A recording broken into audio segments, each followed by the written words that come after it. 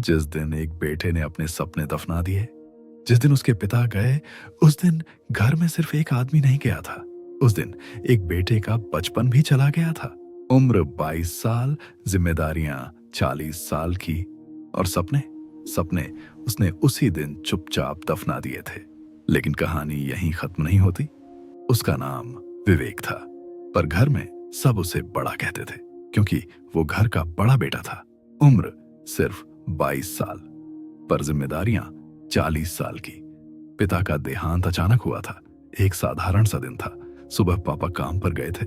शाम को फोन आया, एक्सीडेंट हो गया है। वो दिन घर की आखिरी सामान्य शाम थी।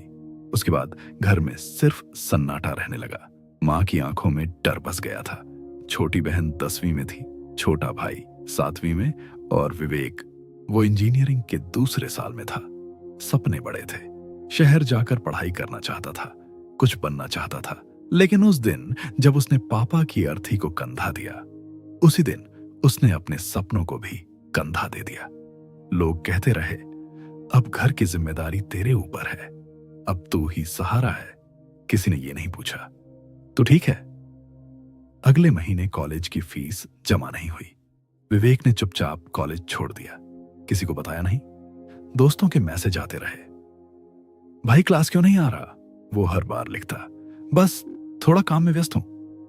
वो सुबह 6 बजे उठता, सबसे पहले मां की दवाई रखता, फिर दूध लेने जाता, फिर पास के गोदाम में मजदूरी, दिन भर बोरे उठाना, शाम को एक दुकान पर हिसाब लिखना, रात को घर आकर बहन को पढ़ाना, भाई का होमवर्क करवाना, और सबके सो जाने के बाद चुपचाप छत पर जाकर आसमान देखना।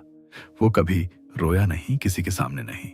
उसे लगता था अगर वो टूट गया तो घर बिखर जाएगा। एक दिन बहन ने पूछा, भैया आप अपने दोस्तों से क्यों नहीं मिलते अब? वो मुस्कुराया, बस टाइम नहीं मिलता पगली। पर सच ये था, उसे अपने पुराने दोस्तों से डर लगता था। कहीं वो पूछ लें, तेरा सपना क्या हुआ? मां अक्सर कहती, बेटा तू थक जाता होगा। वो हमेशा जवाब देता, नहीं मां, आदत है। पर उसकी हथेलियां अब मुलायम नहीं रही थी। छाले थे, दरारें थीं, और अंदर कहीं बहुत गहरा दर्द था। एक रात दुकान से लौटते वक्त उसने देखा, उसके कॉलेज के दोस्त एक कैफे में बैठे हंस रहे थे। उन्हें देखकर उसके कदम रुक गए। एक पल को दिल ने कहा, जा बैठ जा उनके साथ। लेकिन अगले ही पल दिमाग बोला, घर में राशन खत्म हो रहा है। वो मुड़ गया। उस रात जब वो घर पहुंचा, मां सो चुकी थी। भाई बहन भी। रसोई में उसके लिए ढका हुआ खाना रखा था।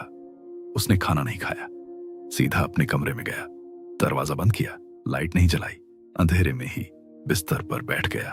और पहली बार उसकी सांसें भारी होने लगी, सीना भर आया, आंखों में पानी जमा होने लगा। वो खुद से लड़ रहा था, नहीं, रोना नहीं है। मर्द रोते नहीं, घर का सहारा रोता अच्छा नहीं लगता। लेकिन उस रात थकान जीत गई, जिम्मेदारियां हार गईं, और वो फूट पड़ा। आवाज दबाकर रोया, तकिए में मुंह छुपाकर रोया, इतना रोया कि उसे खुद भी नहीं पता कब नींद आ गई। सुबह जब मां ने दरवाजा खटखटाया, बेटा उठ जा। वो जल्दी से उठ गया, आंखें लाल थीं। मां ने पूछा, रो रहा था क्या? वो हंस पड़ा, अरे नहीं मां, धूल चली थी बस। मां ने कुछ नहीं कहा, बस उसके सिर पर हाथ फेर दिया। शायद मां समझ गई थी, बिना किसी वार्निंग के। एक शाम जब विवेक दुकान से लौटा तो घर के बाहर भीड़ लगी थी। दिल अचानक तेज धड़कने लगा। पड़ोसी ने आकर कहा, जल्दी अंदर जा, तेरी मां की तबीयत अचानक खराब हो गई। विवेक के कदम कांप गए। अंदर गया तो देखा, मां फर्श पर लेटी थी, सांस तेज चल रही थी, बहन रो रही थी, भाई घबराया हुआ कोने में खड़ा था। विवेक ने तुरंत ऑटो रोका, मां को गोद में उठाया। उस पल उसे एहसास हुआ, जिम्मेदारी सिर्फ शब्द नहीं होती, वो वजन भी होती है। अस्पताल की सफेद दीवारें फिर सामने थीं। डॉक्टर ने जांच की। कुछ देर बाद बाहर आकर बोला, हार्ट कमजोर है, इलाज लंबा चलेगा, नियमित दवाई और टेस्ट कराने होंगे। फिर धीरे से जोड़ा, खर्चा थोड़ा ज्यादा आएगा। विवेक ने सिर हिलाया, जैसे ये सब सुनने की आदत हो, लेकिन अंदर सब हिल गया था। घर लौटते वक्त मां चुप थी। ऑटो में बैठे बैठे उन्होंने धीरे से पूछा, बेटा बहुत खर्चा आएगा क्या? विवेक मुस्कुराया। नहीं मां, बस थोड़ा सा, अब बस ठीक हो जाओ। उसने झूठ बोला और उसे झूठ बोलना बिल्कुल पसंद नहीं था। अगले दिन से उसकी जिंदगी और भारी हो गई। सुबह गोदाम, दोपहर दुकान, रात को ऑनलाइन डिलीवरी का काम, नींद 4 घंटे, खाना कभी कभी, लेकिन शिकायत नहीं। एक दिन दुकान के मालिक ने कहा, विवेक तू बहुत मेहनती है, अगर चाहे तो यहीं पक्का काम मिल सकता है। विवेक ने पूछा, कितनी तनख्वाह? रकम सुनकर वो चुप हो गया। इतनी कि घर चल सके, इतनी कि मां का इलाज हो सके, लेकिन इतनी भी नहीं कि वो कभी अपने सपनों की तरफ लौट सके। उस रात वो छत पर गया। बहुत दिनों बाद उसने आसमान को ध्यान से देखा। सोचा, क्या मैं सच में यही बनना चाहता था? याद आया, वो इंजीनियर बनना चाहता था, बड़े शहर में रहना चाहता था, एक दिन मां को फ्लाइट में बैठाना चाहता था। लेकिन अब उसे बस दवाई की पर्ची समझ में आती थी। कुछ दिन बाद बहन ने कहा, भैया स्कूल में टूर जा रहा है, सब जा रहे हैं। विवेक ने उसकी आंखों में चमक देखी। उसने जेब टटोली, पैसे कम थे, लेकिन उसने कहा, ठीक है चले जाना। उस रात उसने अपना फोन बेच दिया। पुराना था पर उसके लिए बहुत कीमती। उसी फोन में उसके कॉलेज के नोट्स थे, दोस्तों की फोटो थी, सपनों की यादें थी, पर उसने दे दिया। बहन टूर पर गई, हंसती हुई लौटी। उसने कहा, भैया सबसे अच्छे आप हो। विवेक मुस्कुराया, लेकिन उसे पता था वो हर बार थोड़ा थोड़ा खुद को बेच रहा है। मां की तबीयत फिर बिगड़ी। इस बार डॉक्टर ने कहा, अगर इलाज सही से नहीं चला तो खतरा बढ़ सकता है। विवेक के हाथ से रिपोर्ट गिर गई। उसने पहली बार डर को साफ महसूस किया। अब मां भी नहीं। उसने ये सोचने से खुद को रोक लिया। उस रात घर में सब सो रहे थे। विवेक ने अलमारी खोली, पापा की पुरानी डायरी निकाली। एक पन्ने पर लिखा था, मेरा बेटा मुझसे भी मजबूत बनेगा। विवेक बैठ गया, धीरे से बोला, पापा मजबूत बनते बनते मैं अंदर से खाली हो गया हूं। आंसू गिरते रहे। इस बार उसने खुद को नहीं रोका। उस दिन दुकान पर एक आदमी आया, सूट पहने हुए, साफ आवाज, आंखों में तेज। उसने विवेक से कहा, तुम यहां काम करते हो? जी। पढ़ाई कितनी की है? विवेक थोड़ा रुका, इंजीनियरिंग 2nd ईयर तक। छोड़ दी? विवेक ने सिर झुका लिया, घर की वजह से। आदमी कुछ देर उसे देखता रहा, फिर बोला, मैं पास के टेक्निकल इंस्टीट्यूट में ट्रेनिंग देता हूं, रात की क्लास होती है, अगर चाहो तो आ सकते हो। विवेक हल्का सा मुस्कुराया, सर टाइम नहीं है। आदमी ने बस एक बात कही, टाइम मिलता नहीं, निकाला जाता है, और चला गया। उस रात विवेक सो नहीं पाया। दिमाग में वही लाइन घूमती रही, टाइम निकाला जाता है। उसने पहली बार सोचा, क्या सच में? क्या अभी भी देर नहीं हुई? अगले दिन वो उस इंस्टीट्यूट के बाहर खड़ा था। अंदर जाने से पहले उसके पैर कांप रहे थे। उसे लगा जैसे वो अपने ही पुराने सपने के सामने खड़ा है। वो अंदर गया, फॉर्म भरा, फीस देखी, कम थी पर उसके लिए फिर भी बड़ी। उसने पूछा, किस्तों में हो सकता है? टीचर मुस्कुराए, मेहनत सच्ची हो तो रास्ते खुद बन जाते हैं। अब उसकी दिनचर्या और कठिन हो गई।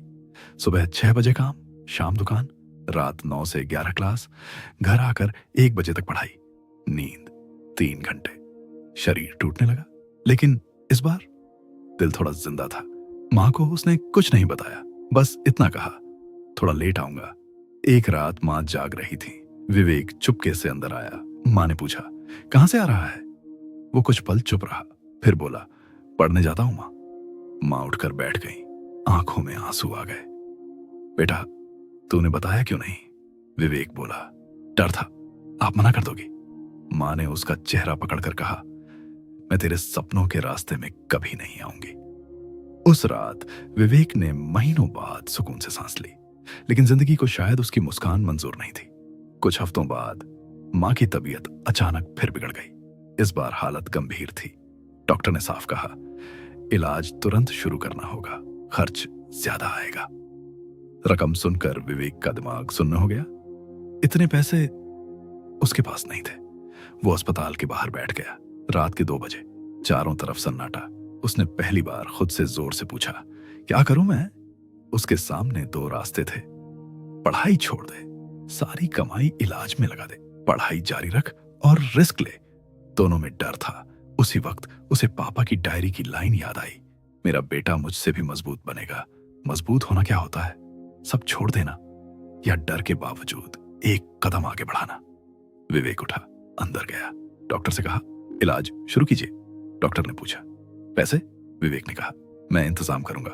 उसने दुकान मालिक से एडवांस मांगा, गोदाम में ओवरटाइम लिया, रात की डिलीवरी दोगुनी कर दी और क्लास जाना बंद नहीं किया। अब वो सच में टूटने लगा था, शरीर जवाब दे रहा था। एक रात क्लास में वो बेहोश हो गया।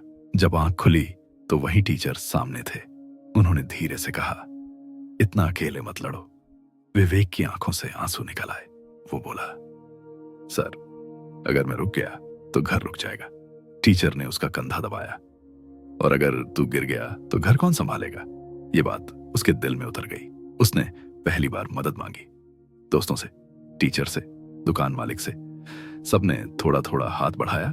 किसी ने फीस कम कर दी, किसी ने दवाई का खर्च बांट लिया, किसी ने रात की ड्यूटी खुद ले ली। विवेक को पहली बार समझ आया, जिम्मेदारी अकेले उठाने का नाम नहीं है। कभी कभी मजबूती का मतलब मदद मांगना भी होता है। क्या मां बच पाएंगी? क्या विवेक पढ़ाई पूरी कर पाएगा?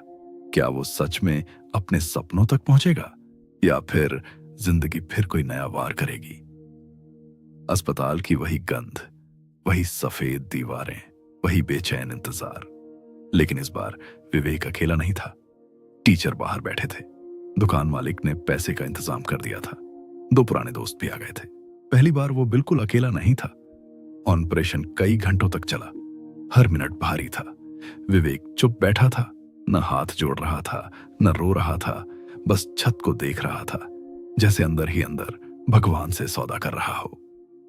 बस मां ठीक हो जाए, बाकी सब मैं संभाल लूंगा। दरवाजा खुला, डॉक्टर बाहर आए। कुछ सेकंड की चुप्पी, फिर उन्होंने कहा ऑपरेशन सफल रहा है, अब खतरा टल गया है। विवेक की आंखें बंद हो गईं। वो वहीं कुर्सी पर बैठ गया, और इस बार आंसू रो के नहीं, खुलेआम रोया, किसी से छुपकर नहीं। कुछ हफ्तों बाद मां घर आ गई। कमजोर थी पर मुस्कुरा रही थी। एक शाम मां ने विवेक को पास बुलाया, धीरे से बोली बेटा, तूने बहुत कुछ छोड़ दिया हमारे लिए। विवेक मुस्कुराया, नहीं मां, मैंने कुछ पाया है। क्या? वो बोला, हिम्मत और लोग। कुछ महीने बाद उसकी ट्रेनिंग पूरी हुई। उसी इंस्टीट्यूट ने उसे असिस्टेंट की नौकरी दे दी। तनख्वाह कम थी पर रास्ता सही था। अब वो दिन में काम करता, शाम को बच्चों को सिखाता। हर बार जब वो किसी बच्चे से कहता डर मत, कोशिश कर, तो उसे अपना पुराना चेहरा याद आता। एक दिन उसे एक ईमेल मिला। एक कंपनी ने इंटरव्यू के लिए बुलाया था। वो इंटरव्यू देने गया। इस बार उसके हाथ कांप नहीं रहे थे, क्योंकि उसे पता था वो पहले ही जिंदगी की सबसे बड़ी परीक्षा पास कर चुका है। क्योंकि असली जीत बड़ी नौकरी नहीं थी, असली जीत ये थी उसने खुद को खोने नहीं दिया।